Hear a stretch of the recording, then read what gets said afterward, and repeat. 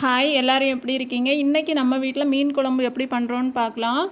மீன் வாங்கி நல்லா சுத்தம் பண்ணி எடுத்து வச்சாச்சு. அரைக்கிறதுக்கு இப்போ தேங்காய், மஞ்சள் பொடி, ஜீரகம், நல்ல மிளகு, ஓமம் எடுத்திருக்கேன்.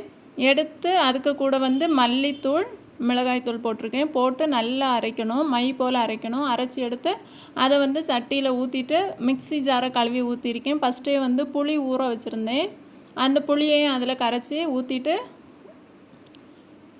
கல் உப்பு போட்டிருக்கேன். கல் உப்பு போட்டுட்டு மீனை எல்லாத்தையும் ஃபுல்லாக அதில் போட்டுடலாம். போட்டு அதுக்கு மேலே தக்காளியை கட் பண்ணி போட்டிருக்கேன். தக்காளி என்ன வேணாலும் போடலாம். தக்காளி போட்டுட்டு மாங்காய் இருந்தால் மாங்காய் போடலாம், முருங்கைக்காய் போடலாம். இப்போ என்கிட்ட இல்லை, அதனால தக்காளி மட்டும்தான் போட்டிருக்கேன். போட்டு உப்பும் போட்டு வச்சாச்சு. இப்போ அடுப்பை கொளுத்தி மூடி வச்சிடலாம். மீன் குழம்பு நல்லா கொதிக்கும் போது கருவேப்பிலை போட்டு திரும்ப மூடி வச்சிடணும். வச்சுட்டு லாஸ்ட்டாக கொஞ்சம் போல் வெந்தயத்தை எடுத்து நல்லா வறுத்து நல்லா பொடி பண்ணிவிட்டு அதில் மேலோடி கொஞ்சத்தை தூவி ஆஃப் பண்ணால் போதும். அவ்வளவுதான். நல்லா டேஸ்ட்டாக இருக்கும். தக்காளி போடும்போது பச்சை மிளகாய் வேணாலும் போட்டுக்கலாம். பாய்.